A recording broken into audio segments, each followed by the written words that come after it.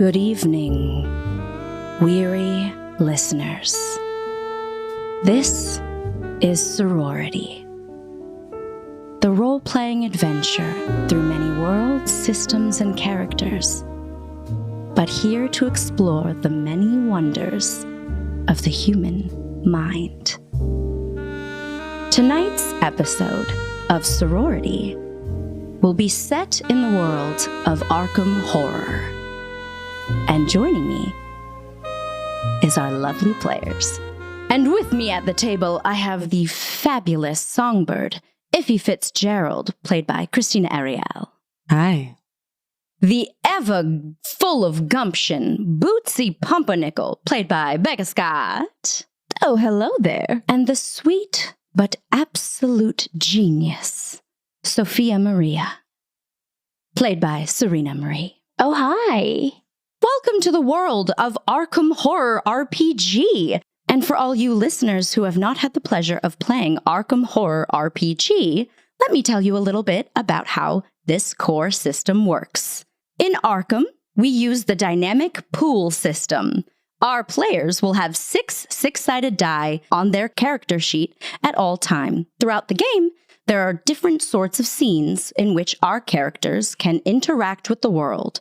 Their dice is how they do it. In a simple action, no need to spend a die, but the more complex you get, and the harder the task, and the more risk for failure, the more they need to spend to succeed.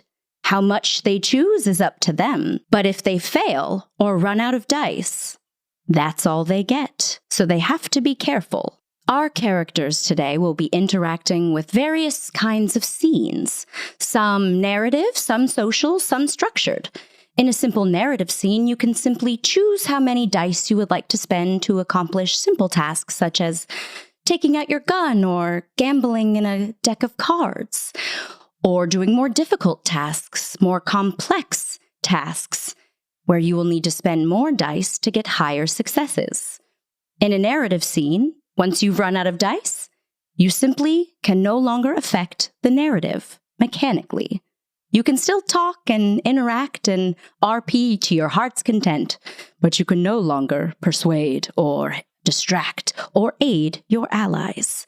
But when our characters get in a sticky situation, they will be entering what is called a structured scene, kind of like combat.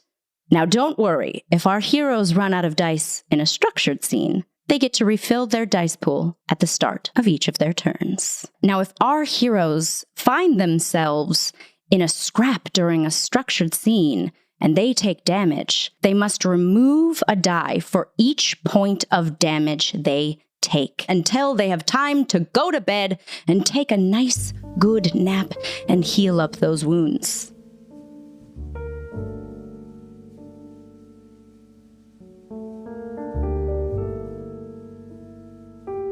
It's been 1 week since we last saw you in the halls of the Clover Club. It is a little past 1:30 in the morning.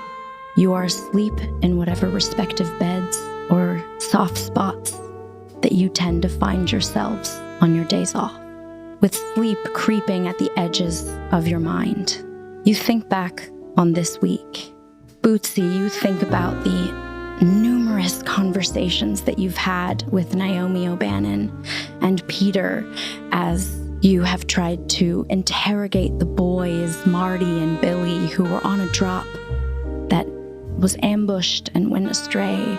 You think about the piles of responsibility and tasks that have been landed on your lap, things that you didn't ask for, things that you have long since put off as your job.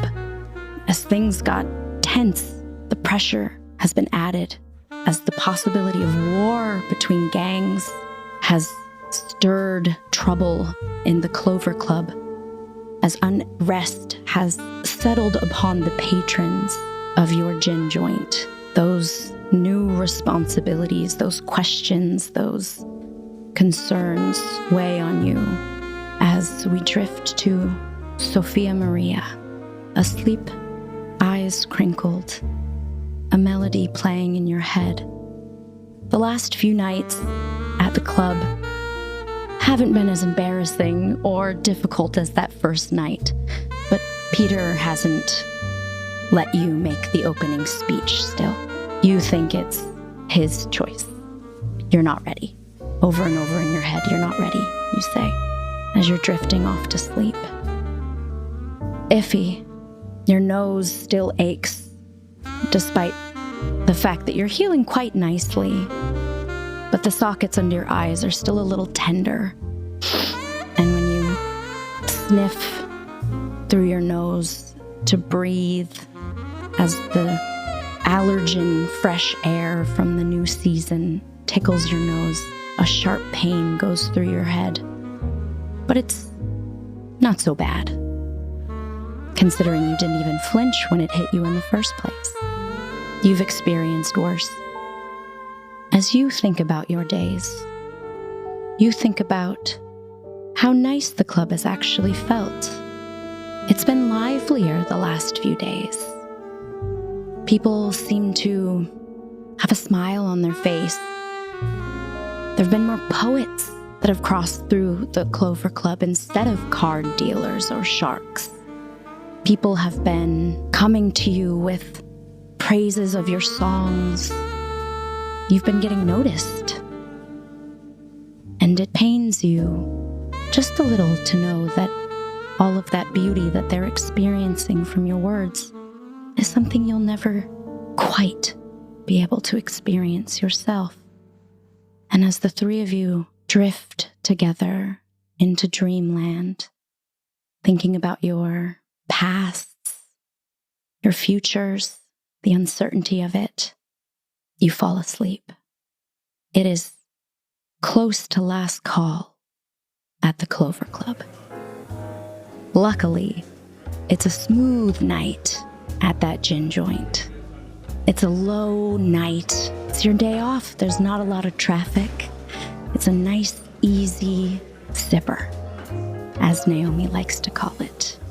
There's a man sitting at a table, and he's drinking a big glass. He's looking around and having a great time. He's staring at a man sitting across from him who's been asleep for most of his conversation. But he has yet to stop talking. He just can't stop. He's just so full. And as the bartender calls, "All right, last call. If you want to drink them, get them now," and slams his dirty rag onto the top of the bar, there's a scuffle outside. The man looks up. He looks directly at the bodyguard to see if anything is amiss. There is a strange look on the bodyguard's face as he goes towards the door, the entrance. And just before the doorman can put his hand on the little latch that opens the small window that allows you to say the password, boom! It busts open. Rows and rows of cops flood into this gin joint. "All right, everybody, you know the deal. Everyone on the ground. This is an illegal establishment. I'm gonna need to see some..." And they start shouting. "A raid? Tonight?" A patron yells, one of the underlings of Naomi, as she ducks behind the bar. Some people start to scatter as they don't want to be caught in a gin joint like this. But not everyone is as concerned, as it is not an uncommon occurrence for the local joints to be busted up every now and then when the cops want a little payoff. The man sits and stares as confidently and gives a little chuckle to himself as these police officers swarm in, heading straight for Naomi, who's got a knowing look on her face. Peter puts his hands in his face, almost to signify a "not again. We just got the till full" sort of look. And then the man takes in his surroundings, and as a cop puts his hands on the sleeping man and riles him up, the man jerks in response to being touched, finally stands up, and we get a glimpse of him. He is short and stocky. He's got brown hair and dark skin, and light eyes, a nice honey brown. He's got a big red nose, symbolizing that this man is not a stranger to a drink. He wobbles as he tries to right himself, ready to make a break for the door in a fun cat and mouse game that he's probably played several times with the police before. He locks eyes with maybe a familiar face as he 1, 2, 3, and bolts for the door, daring this police officer to try and get him. He makes it out the doors, bam, as the commotion is still going. He could still hear the cops starting to gather the liquor, bringing it into the streets, starting to pour it out in the Miskatonic River. No! Naomi is pleading with him, and he stumbles across the cobblestones backwards, lamenting, that's the good stuff, as he trips backwards and falls on his back. He sees something out of the corner of his eye. A light. Maybe a pair of eyes? He can't quite make it out, but something in him stirs. He's been seeing No, never mind. He picks himself up and starts running. Not this time, copper. You think you're gonna get me? I see. You got some watchdogs this time. All right, I'll just have to get a better head start. Then he takes a big wipe of the slurp of drool that is accumulating around the corners of his mouth, and he makes a run for it. As he's running and running, he hears it behind him. The loud pattering, the scraping along the cobblestones. His pace quickens and becomes more unsteady. He gets further and further down the alley until he gets to a dead end. What? No, this can't be right. Look. I should have taken the left. No, maybe it was the right. Hey,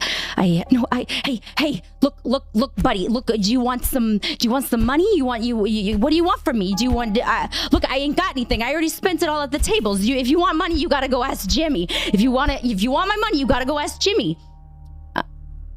And the figure gets closer and closer and closer, and he can't see any details as this man is pleading, as this figure gets closer, more threatening, as his panic rises and rises. He lashes out. We hear a scream. It's guttural and rich and full of malice. You wake up. You all slept fine. Maybe a little bumpy. Your beds aren't the most comfortable, but they're yours. It's another fresh day. Actually, you're feeling a little good. You got a note, Bootsy. Last night, slid under the door. When you read it, you don't even have to see the words. You smell the smell of newspaper ink. Intoxicating. It's from Ryan. She thinks about ripping it in half before she even reads it when she smells that ink, but then presses it to her heart. As you press it to your heart, it crinkles under your fingertips. You remember the last time you saw him. The last time he told you he wouldn't leave her. The last time he said, "But I'd still buy you an ice cream, kid." The last time you walked out without a word, throwing a drink in that man's face. And you haven't spoken since.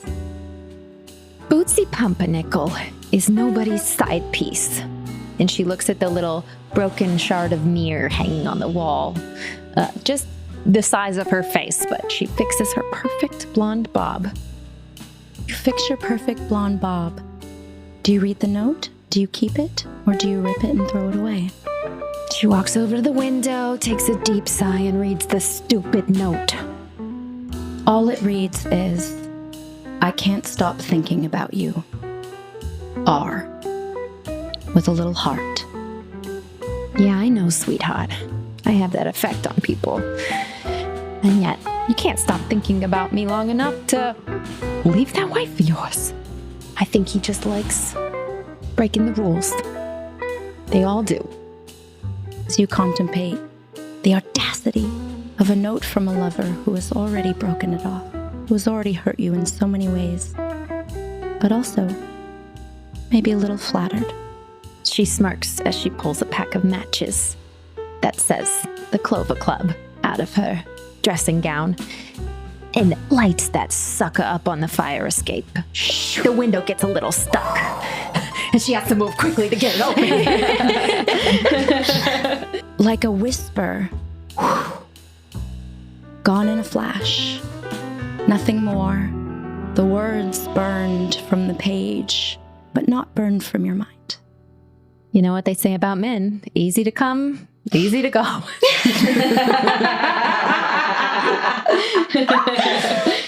that woke me up. Ify, you're awake. What is your drink of choice in the morning?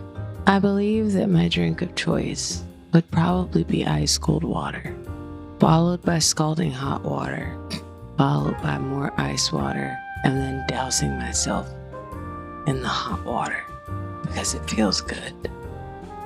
Okay.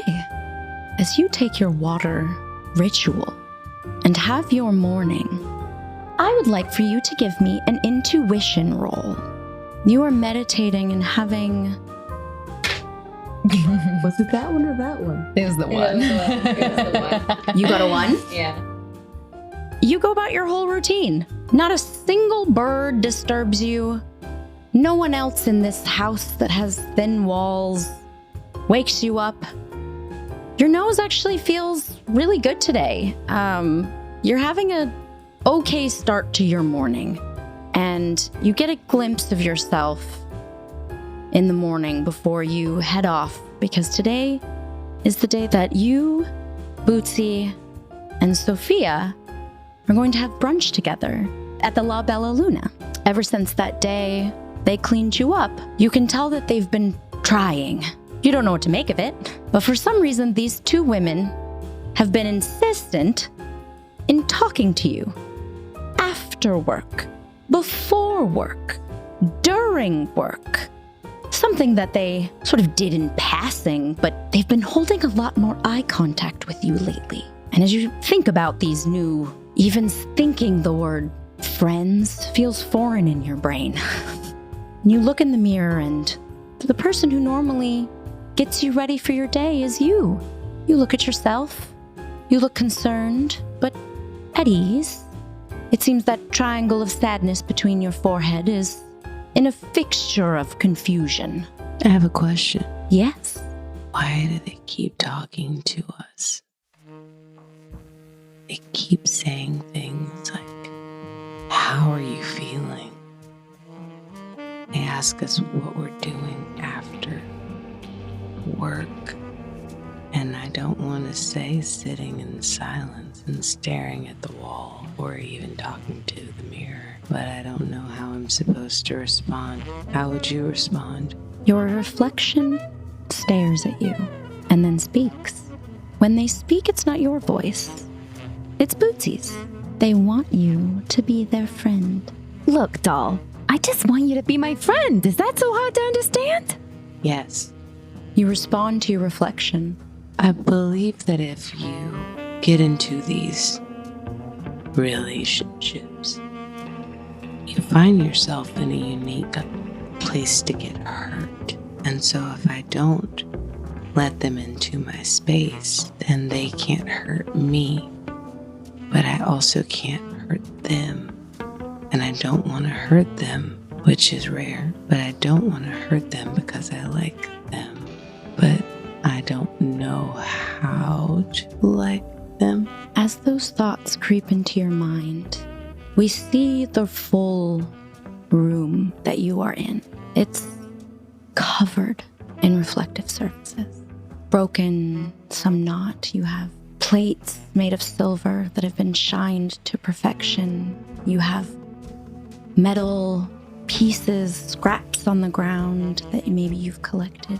Maybe these are ways you speak to yourself, to others, when you're conscious or unconscious, and you're having these thoughts of your new friends, of whether you feel worthy, whether you feel like they want you.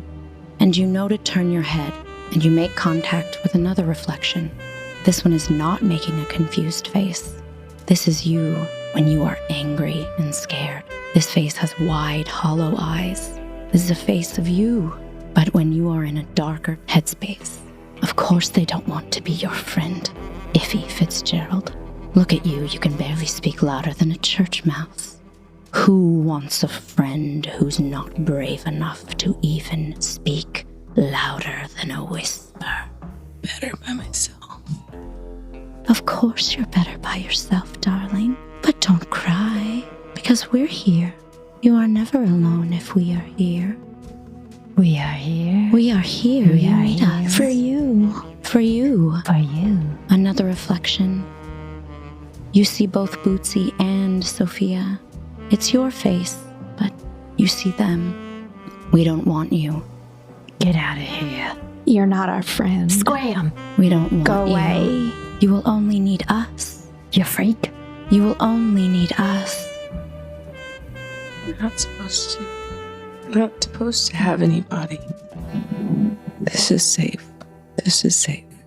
This is all I need. I don't need anybody else. And as you sit there, needing only yourself, we find Sophia. Where do you sleep? Sophia sleeps in a small apartment near the club. It is reasonably maintained, but it is very plain. But inside her apartment are photos and paintings and art and books. Her place feels as though you were walking into a school teacher's hug when you're sat on the playground. Do you know what I mean? Absolutely. That's the best way of describing a room ever. Yeah. I feel hugged by wallpaper. You remember your dream as you're sitting there. Do you read in the morning? Do you grab a cup of tea? Yeah, so she sits by, so the apartment itself is not much to look at in the terms of natural light, but there is one window. And she has kind of hand-built a small little bench that sits under the window. So she has her tea and she has her little book. She's reading a romance novel right now. She's right in the middle of it. And yeah, she's having sort of a peaceful morning. She's having a peaceful morning. She is remembering her dreams from last night. You had a great dream. As you fiddle with the locket around your neck, you remember not everything, but as you try to cling to the small, fractured images of Baxter, you were back on your farm and you know there was a dream. Maybe it was a memory, this time that Baxter got into a fight with a local goose who had recently migrated and was having a fight with some of the turkeys, and he tried to rush in and protect them and ended up having a mortal enemy and lost a toenail. And you giggle to yourself, remembering. I'm going to have you do an intuition roll as you are sitting here and ruminating on some fonder times from your days at the farm. I'm the best dog ever. All right. How many dice are you going to roll? How observant do you feel like you are being while you were reminiscing? It's Baxter, my best dog, my mixed mutt of a dog. I'm gonna roll 4. Okay, beautiful. I got 1 success. 1 success is enough. You do a little chuckle to yourself as you are reminiscing about your sweet pup who has long since passed. And you hear in the distance something that breaks your peaceful concentration. You hear,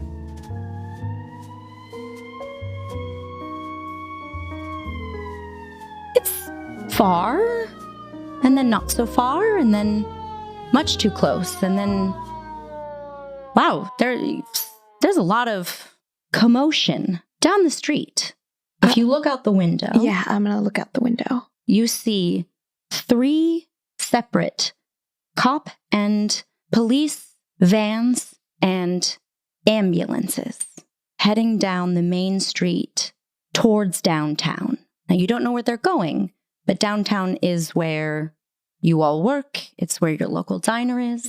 It's where the restaurant you're meant to meet in, oh boy, 10 minutes. Oh. Luckily, you live close by. I'm also always late. Well, as that siren snaps you out of the daydreaming, you check the clock. You're 10 minutes from your appointment, and it takes about 25 minutes to walk to the restaurant. And with a swoop, we cut to. Do you all arrive on time, or do you go at all? I was early. This is Bootsy. And Bootsy sees her friends arrives and said, "Oh, you decided to show up," and kisses whoever may arrive. Hi, I'm so sorry I'm late. I ran here. You're only 5 minutes late then. Smooches. Did you hear that commotion? Yeah, there was sirens and police going downtown. I hope everybody's okay. I heard them go right past. Hi. Oh God, I didn't even see you there. Oh my gosh, It's like wow, you just like a you tiptoe so quietly. ghost on the wind. Behind a lamppost. Quick as day. You don't know how long. Maybe she's been there before you. She just slinks out from behind. Hello, Dollface. Oh, I'm sorry. May I touch you? No. I like to err on the side of no. Okay, well, I'll just do an air kiss. Mwah, mwah. Why did you kiss the air? Just to say hello, doll. It's what friends do. It's a greeting. Also, speaking of a greeting, back on the farm for new friends, we make them little, and I'm going to hand you a little box, and it's a little green box with a peach ribbon. I made them myself. That's a perfect color palette. Thank you. Oh, no, what's inside of it? Oh, gosh, I wish I could make a box. No. They're my mom's oatmeal raisin cookies. I made a batch, and I figured maybe you'd want some. What's in them? Oatmeal and raisins. And And flour and yeast, sugar, of course, and butter. Lots of butter. Butter's a secret. Did you bring any for me? Of course, doll. Of Oh, course. I thought you were going to say no. And I was like, wow.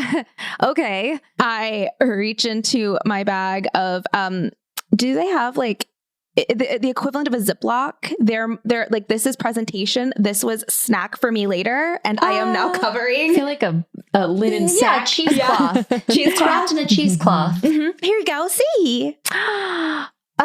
Perfect. You know I hate pomp and circumstance. But my waistline. Okay, I'll just take one, maybe two. if he goes to open the bow, she just slowly like opens it as if it's just going to explode in her face and opens up the box delicately and she takes out the cookie. She goes to take a bite. Sorry, I know I shouldn't make like direct contact when people are eating, because if you can make whatever expression you want to make because it's your cookie experience, and I don't want you to feel like I'm perceiving and judging you, but I hope you like it. May I ask what possessed you to combine oatmeal with raisins? Oh, see, since I was little. Okay, this is great and fine and all. But what I'm really interested in is, did you see those cop cars whizzing by and ambulances? Was it 3? As you look up and start taking in the surroundings, realizing they're bringing the topic of conversation to the hullabaloo of the morning, you finally take in the surroundings. You've been sort of standing at the hostess podium, waiting to be seated for brunch at your local Italian spot, waiting to see Freddie move you to your seats. And now that you finally look up, you realize there's no one at the restaurant. It really wasn't that much of a Service! Freddie! Are you banging on the table? On the host stand. No one comes out to ask you anything. No one's seated. Doors shut. There's nothing on the sign or anything, but they should be open. Like we're locked out? You haven't tried the door. I mean, like, there's no like sign or anything saying anything. It's just, there's no one it is locked. Well, ain't this a kick in the boots? So where are we in proximity to the police and the ambulances? You can hear not sirens anymore, but since you did arrive early, can you give me a lore check to see what you remember from this morning? You betcha. Good thing I rolled so many because, let's see, this was lore and I got a 6. Wonderful. Which Okay, I great. needed. Which you needed. You've been here for a bit. You like to get places early. It's not uncommon for the restaurant in the morning to be uninhabited by a lot of people.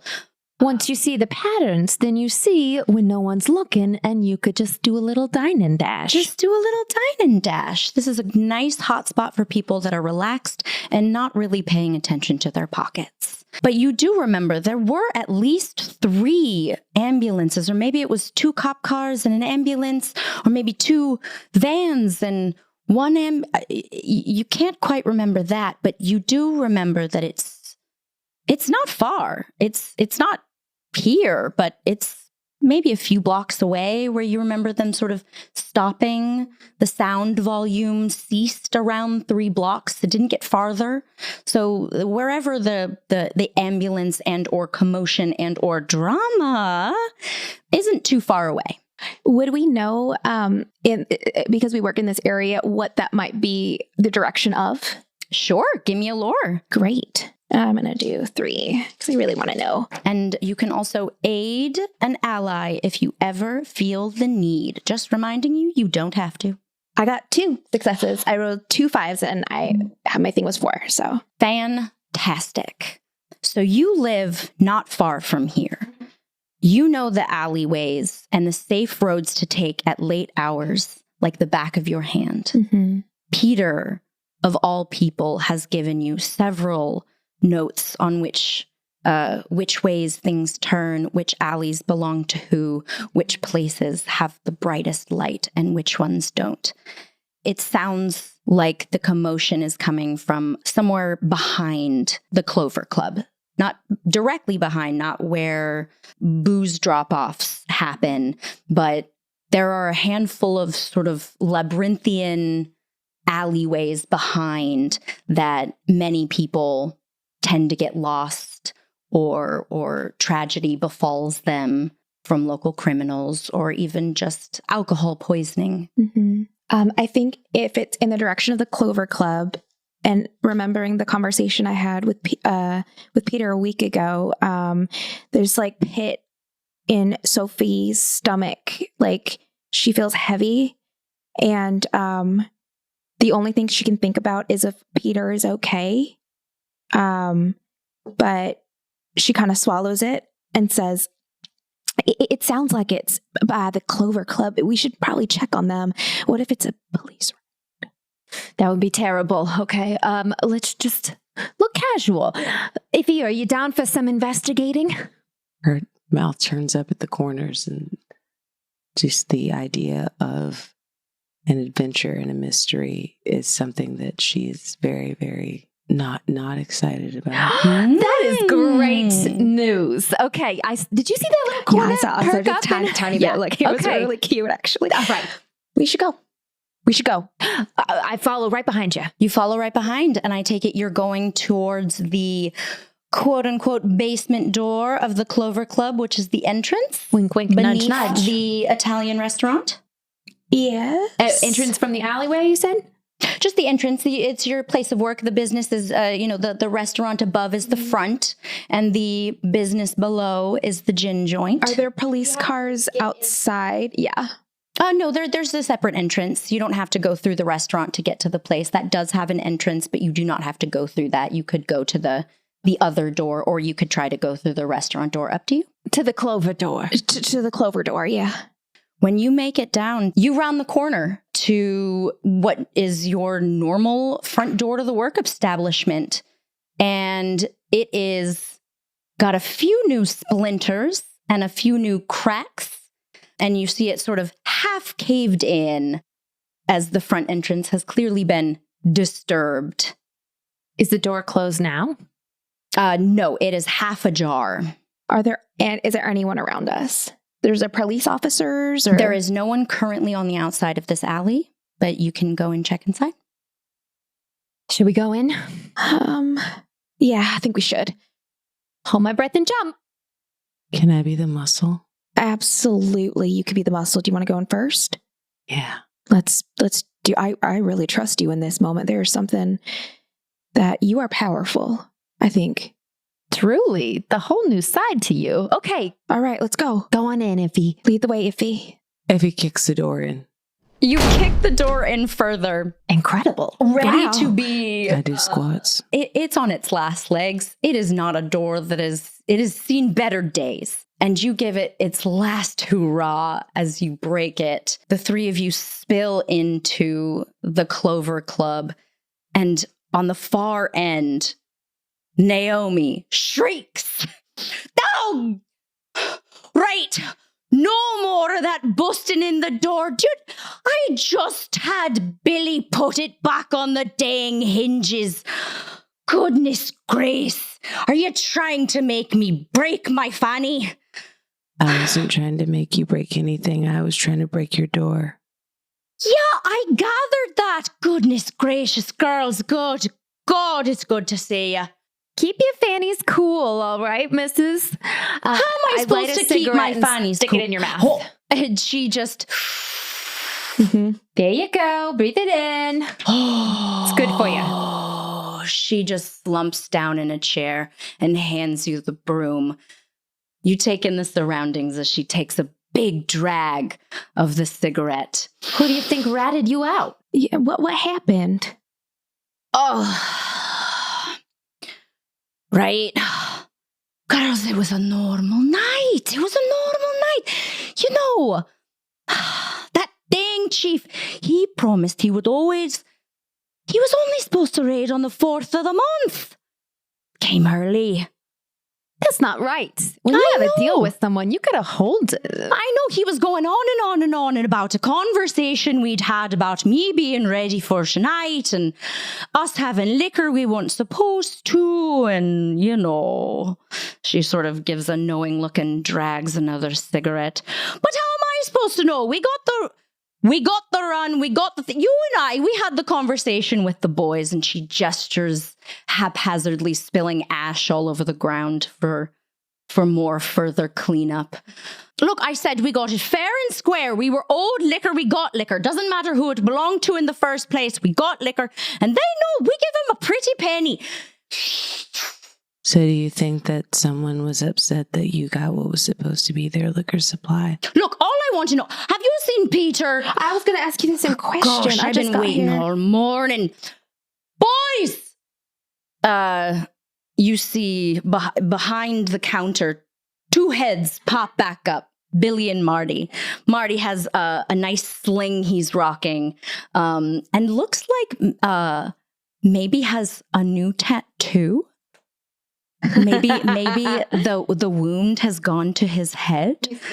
What's the tattoo? It is on his neck. Oh, the bold choice. Yeah. And it is a bright green clover. Almost a self-prescribed part of the family mark. But you that's all you see. You see these two boys pop up, and Naomi gestures them over to her. So, boys, I'm going to go have a nice big tall glass of that very good stuff. I still got a bottle that those animals didn't drain in the friggin' river. She stands up and goes to pour herself a glass as the two boys sit in front of you, ready to be quite obedient about any questions that you may have. All right, Billy, it's time to spill it. Who'd you get the liquor from, and who shot up the car? The car was shot up. Okay, look, I was trying to tell you that night at the bar. I was trying to tell you, and then we got the liquor and everything was happy and everything wasn't supposed to be so bad. But then the cops showed up and they started dumping it. Look, we got to the drop and We waited, okay? We waited and we waited. Shut up. No, we didn't. I got there on time and we should. No, Billy, you said that. No, Marty, we were there on time. I swear. We got to the right ditch. It wasn't the correct. It was the right ditch. We were waiting for the Sheldon gang, just like we do every time. Right on the back roads in the back of the woods. Right by the spot with the big tree. You know the spot. Yeah, they know the spot, Billy. They know the spot. They've been here longer than we have. Yeah, I know. You know who you're talking to. You're talking to the Bootsy. Show some respect. Yeah, I know. Stop elbowing me. Ow, that hurts. The stitches aren't even out yet. She tucks her hair behind her ears when they give her respect. Look, they never showed, okay? And then a car showed up. So we thought that was them. And then we got out. And we started walking over to the car and we started doing the trade. We saw the crates on the ground and we went to grab them. But the moment we got in the light, they started shooting at us, But, we're pretty small. We're pretty small, and which I think that makes us an asset. That's definitely not a thing. It's an advantage. Thank you. See, the ladies say it's an advantage. It gets you out of trouble. See, you could have got a scrape, and it could have been straight to the brain. Look, they shot at us, but not before we were able to grab a crate. We got the good stuff. Look, maybe we walked in on the wrong drop. Maybe it was meant for the other club, but... Look, it wasn't so bad. They never showed, and someone used our drop spot. So it seems like it was fair game, and no one really came to claim it. Wait, so car shows up after you. Yeah, empties crates onto the ground. You come get them, and then they shoot you from the same car or a different car? No, that's a good point. It was from the same car. No, it wasn't. It was from in the woods. It was like they had lookouts. No, it sounded like it came from right in front of me. No, you dingbat. It came from the woods. How else would it have happened? You would have seen a gun or a shiny muzzle. I don't know. I've never been shot at before. It sounded loud. It could have been right up tight. They're fighting. Their story keeps going back and forth. Maybe they some sense into each other. Yeah. Is there, Naomi said she had a bottle, right? That's right. Is there a crate still? Like, is there anything like that can tell us where, like, who distilled it? Like some kind of mark. Right. Because from my, working here, a lot of people who make moonshine and rums, they have pride in their work. And so they do want to, put their stamp on something. Is there anything? They burn the brand into the boxes sometimes. You can absolutely go and ask Naomi. She's back in her office. She said she had a bottle of the good stuff. The boys definitely, when you say, is there a bottle around? Is there any crates? You see them looking around at a pretty trashed establishment. Nothing out of the ordinary. Again, you've seen bust-ups before. They break a few chairs, make it look convincing, and then you pay them off, and they only dump out as much liquor as they quote unquote paid for to keep the mayor happy. So it's busted up. They let you know there's no crates, but you do know that Naomi is drinking something in the back room. I'm going to go check it out. Okay, I'm going to talk to Naomi. I'm going to look her in her eyes and talk to her normal. Here we go. Okay. Mm-hmm. We'll back you up if you need it. Okay, thank you. She likes you a lot, Bootsy. Does she like me too? I don't know. Probably. She told me once you had the most beautiful voice she's ever heard, like a lark. She's just like a wild tiger. Do you know what I mean? If you're going to stand at the door and talk about me, might as well come in and say it to me face, girls. Hi, Naomi. She opens it with a warm smile on her face. A little ragged, but it seems the warm heat of what she's been drinking has soothed her attitude. Come in, take a seat. Do you want any liquor? Yeah. We got a long day of sweeping up today, and gosh, I'm short on staff. Where is everybody today? Naomi, do you know who distilled this liquor? Can I see the bottle, please? Sure. She slams it on the table along with 14. Great. Along with 4 glasses. She pours this moonshine. It's the same one you've been drinking all week if you partake. It's the same one the patrons have been drinking along with everyone else. amongst other things. Please do. And what are you're looking for? Insignia? Yep, I'm looking for Let's do a wits roll. a wits roll. Great. I'm just gonna use all of my dice. Great. Nothing what's the matter with you. This is going And to there's be nothing what's a matter with me because I failed. Okay. Completely. You turn that bottle over and over in your hand. It is a blank bottle. I It would is- like to spend an insight. Yes. I thought you were about to say I would like to solve the puzzle. I would like to solve the puzzle. And the puzzle, I would like to buy all the vowels and see. I'm going to spend this insight to manifest another element in this scene, which is an insignia on the bottle. Beautiful. You are Oh. turning and turning that bottle, and it is the same musty, milky, cloudy texture like all the rest. And just when you set it down in a huff of frustration, it's no, there is a label. Oh. Check You could have underneath. sworn it was blank, but no, there's a label now. But you swear, but no, it's just sort of, it's not made of paper. That's why you didn't see it. It's almost like it's etched into the glass. When you hold it at just the right angle, it's like a chemical burn on the glass. And the symbol, you see the shape of a labyrinth, like you would in meditation teachings or your local pumpkin patch during seasonal holidays.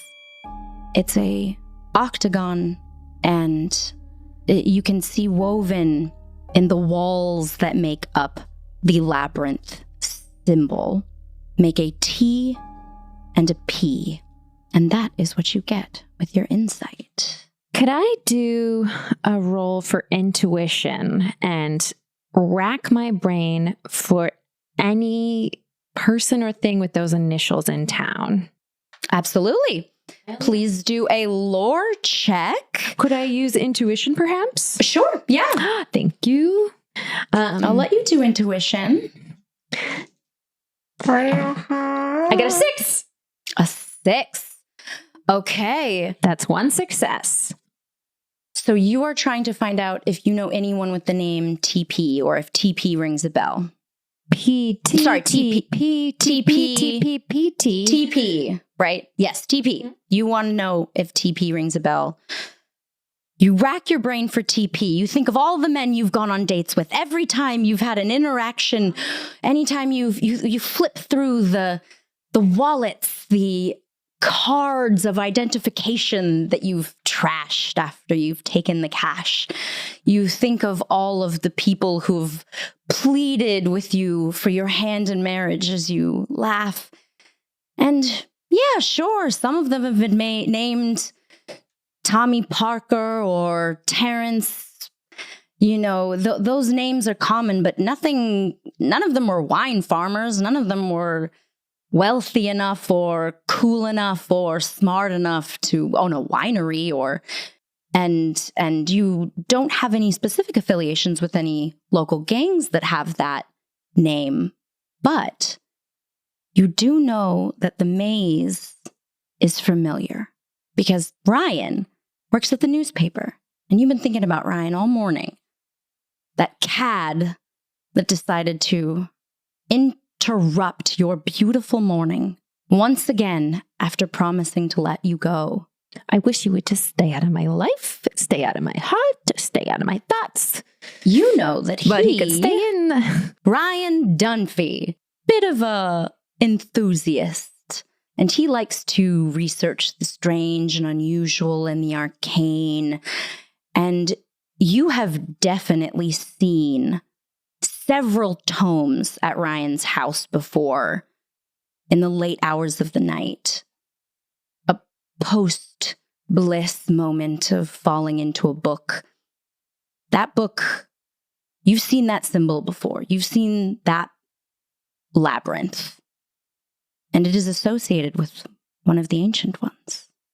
I don't like this stuff too much, but do you ever hear of any ancient ones? Yeah.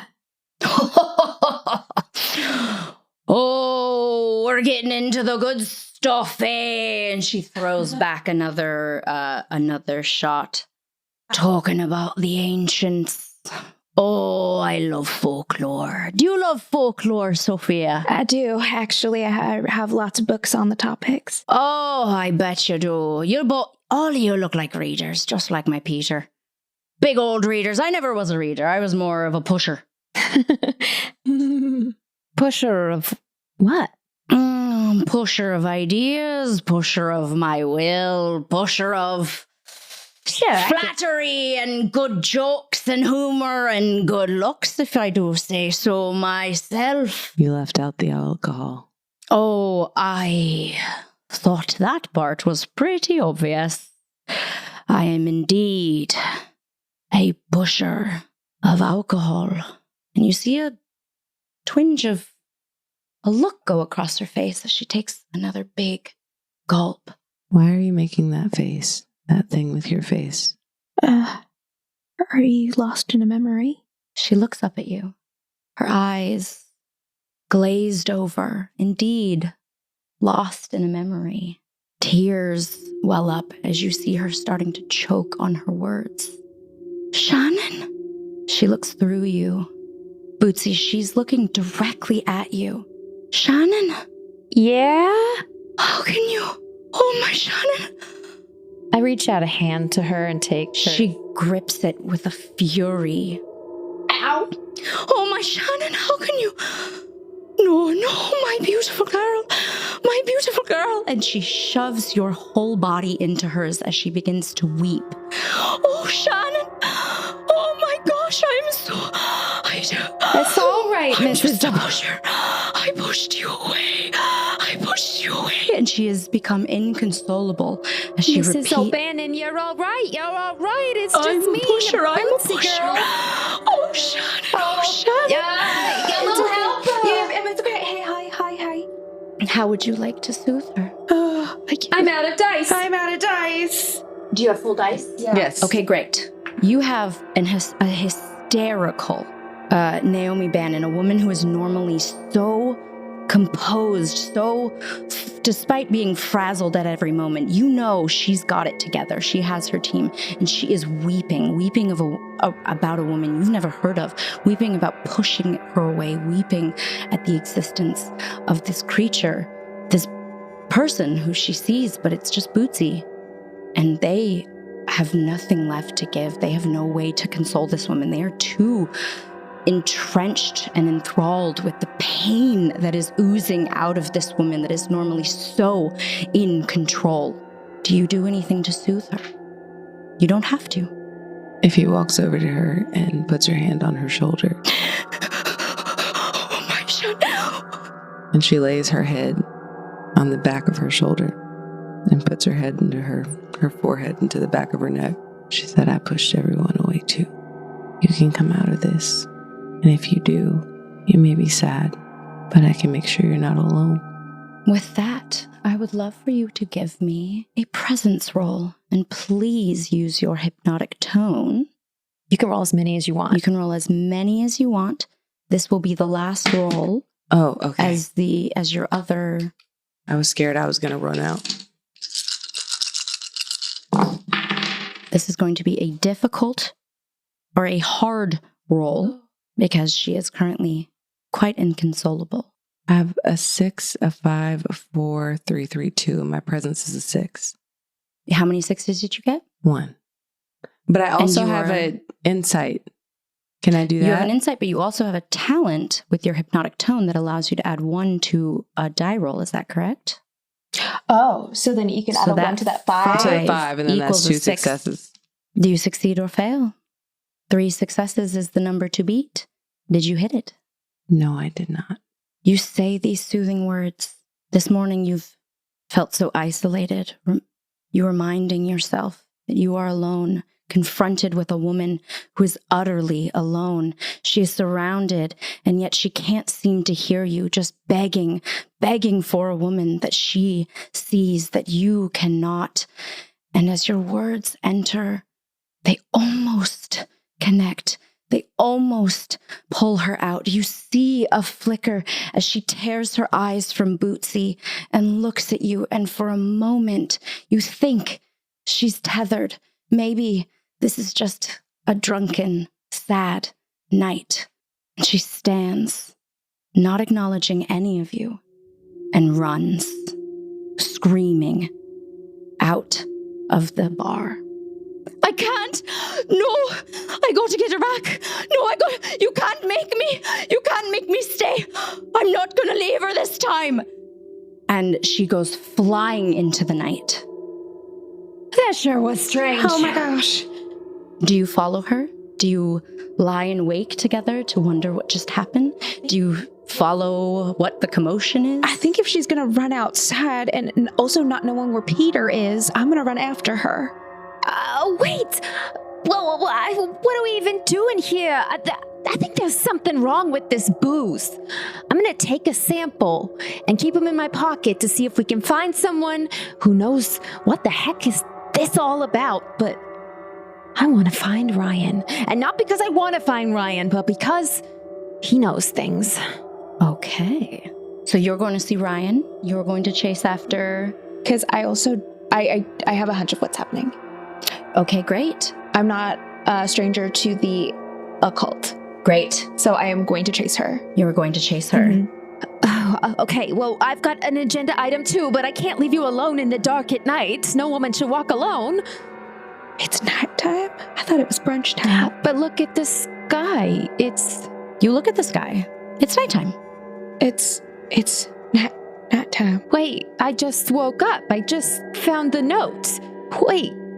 I don't think it's normal, and I don't think what just happened is normal, and I think that if not that I know anything about this, but if I were someone who was alone and scared and sad all the time, I wouldn't want to be by myself.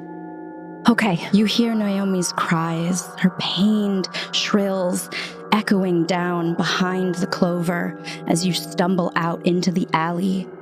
Do you follow? Yes. Naomi, please stop. You in my chase heels. after I Naomi. hate to run. It is dark. It all feels normal and wrong, but still normal. Of course it's nighttime. Of course it's nighttime. Of course. Maybe you have just been talking to Naomi longer than you thought. Maybe the boys took longer.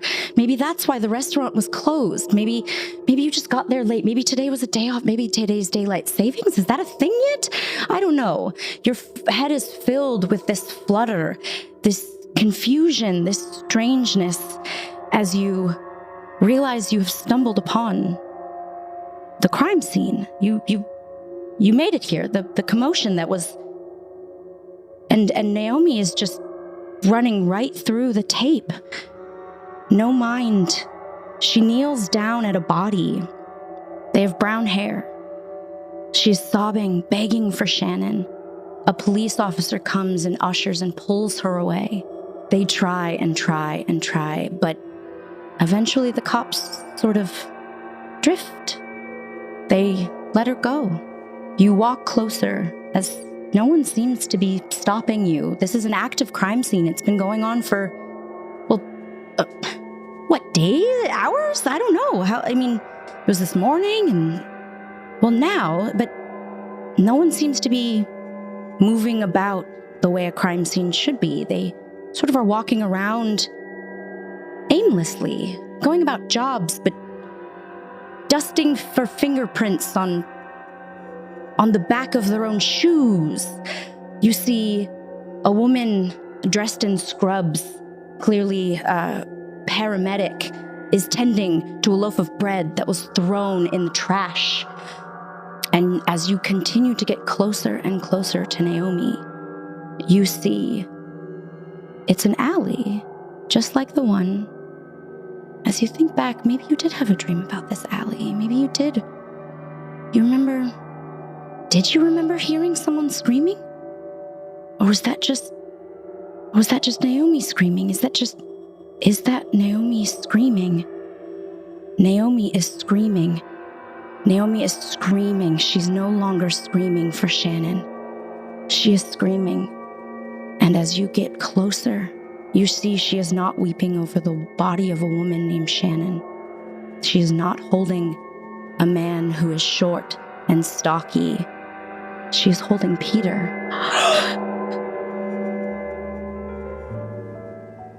Join us next week as we unravel the mystery. Is it the moonshine or the moon causing those with dark thoughts and dark wishes to wreak havoc on your beautiful gin joint?